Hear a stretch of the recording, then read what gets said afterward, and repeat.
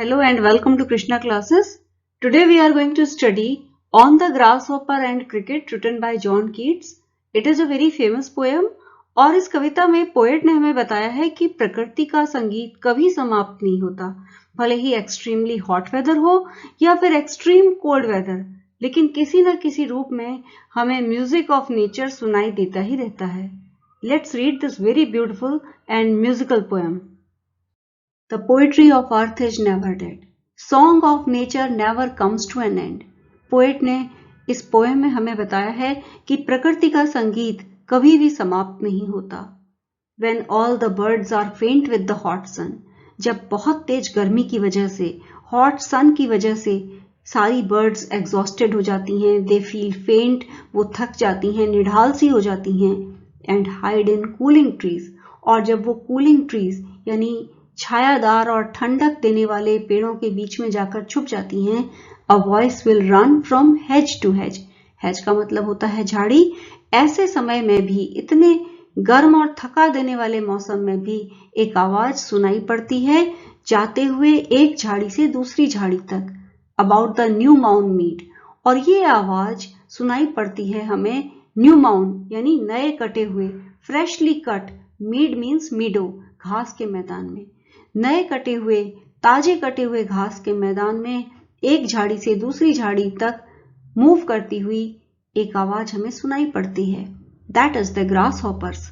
और ये आवाज ग्रास हॉपर की है. He takes the lead in summer luxury. He is the front runner in enjoying summer and is delight in it.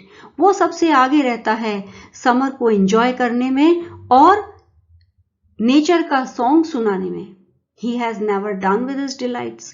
उसका enjoyment कभी भी समाप्त नहीं होता. He has never done with his delights मतलब he never stops enjoying summer. For when tired out with fun, he rests at ease beneath some pleasant weed. जब वो fun करते हुए, सिंगिंग और जंपिंग करते हुए थक जाता है, he rests at ease. उस समय वो आराम करता है. Ease means comfort. तब वो आराम से बैठता है.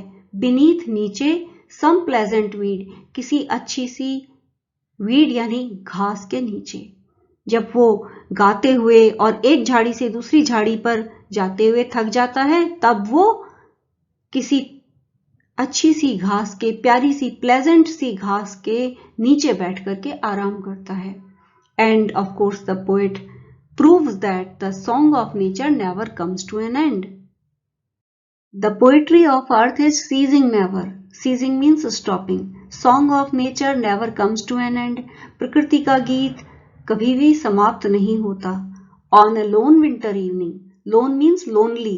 Lonely winter evening को, जाड़े की सुनसान शाम को, when the frost has wrought a silence.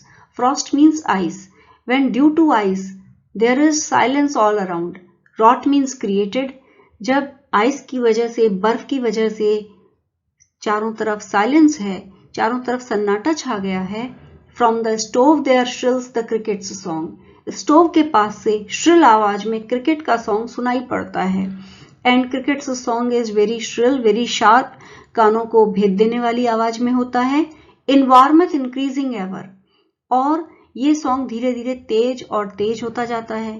Cricket भी बाहर नहीं है, वो भी गर्मी जहां पर है स्टोव के पास, वहां आ गया है और धीरे धीरे उसका गाना तेज और तेज हो जाता है.